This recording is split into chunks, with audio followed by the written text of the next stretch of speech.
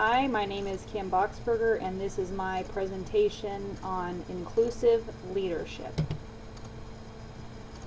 In leading in an inclusive manner, the research that I did, I believe inclusive leaders treat every worker as their own individual.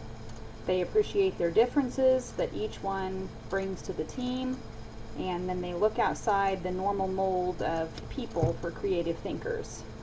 Here, diversity is a good thing as it promotes higher performance levels.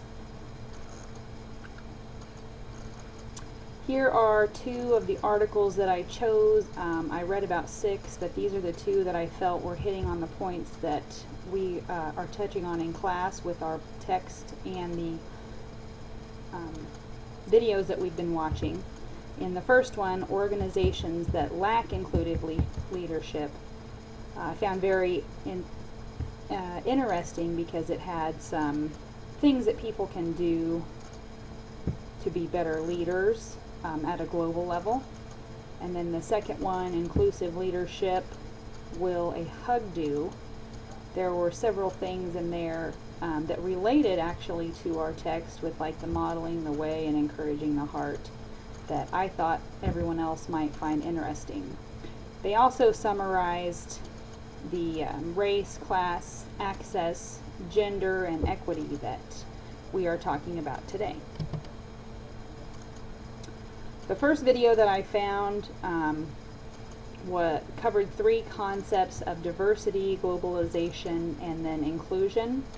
It was a nice little definition and how one company incorporated the 3 in their hirings and expertises. And then the second one was IBM's idea, and it was kind of a cartoon that showed different parts of the world, people working together, and how we can become one and listen to everybody's parts rather than just think of our own. Be a team player. That's what IBM's idea was. Some different course ideas that we have outlined here: the leadership challenge text and the miscellaneous videos and articles. Both of these have,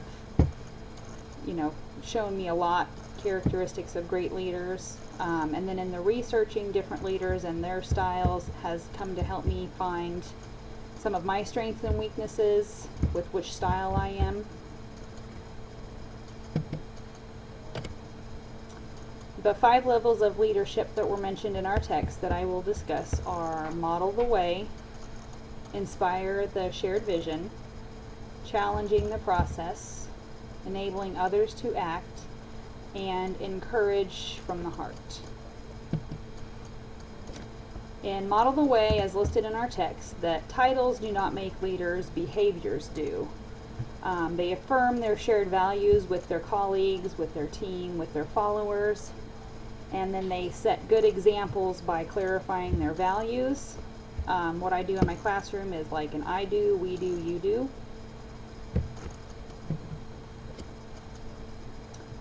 And then the next part was inspiring a shared vision. Here, a leader is able to know their own beliefs and dreams and morals, and then they have the confidence to make everything that they want to happen. Maybe it requires a long road and it's tougher than they thought, but they commit to it, and then they inspire their team to commit with them, and hopefully then the task at hand will kind of come together and have the outcome that they desire. Challenge the process. Here they wanted you to experiment and take risks, and kind of like back in the old day, carpe diem, seize the day. They want you to seize the initiative by not worrying about if you fail, because they say failure is a gift, which I thought was quite interesting. I tried to do this YouTube video a million times before I could get it to work. It was a little clip on the movie School of Rock, enabling others to act. I thought was quite clever. It showed here how the teacher, if you've seen the movie, is Jack Black.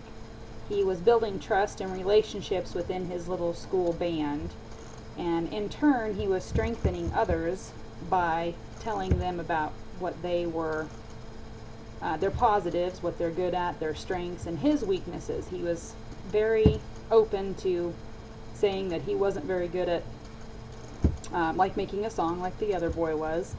So here he was enabling the kids to facilitate relationships with each other and then be confident and strengthen their competence. And the last piece, I believe, is encourage the heart.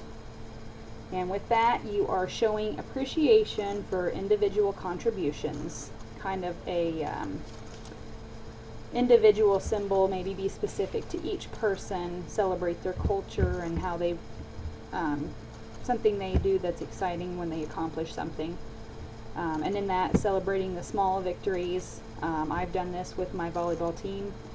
We set small goals and then we try to make them bigger each time. And as always, you should expect the best. I did a little bit of research since I'm trying to get my master's in ESOL. I did some research to see if I could find leaders here yet with this type of a program. The reason I chose ESOL was because, as everyone knows, we're becoming that pod of mixed cultures, and there are a lot of students that I encounter or will encounter that cannot speak English, and just because they can't speak doesn't mean that they're having trouble learning. They just don't understand our language. And for me to go on this path, I am trying to learn about their cultures and what their families believe, and then I can help find out how they learn well, what they need to learn well, and maybe make an environment conducive for them, as well as help their parents if they have any questions.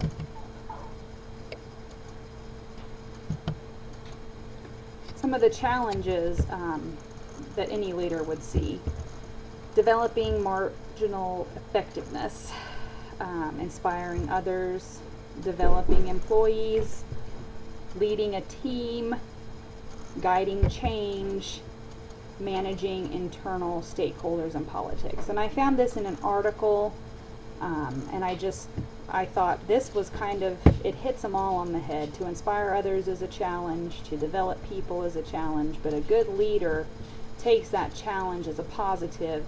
And then here are some of my references that I had. Most of my references were on the slides already. So this was my take on leadership, the inclusive side, and I hope that you enjoyed it.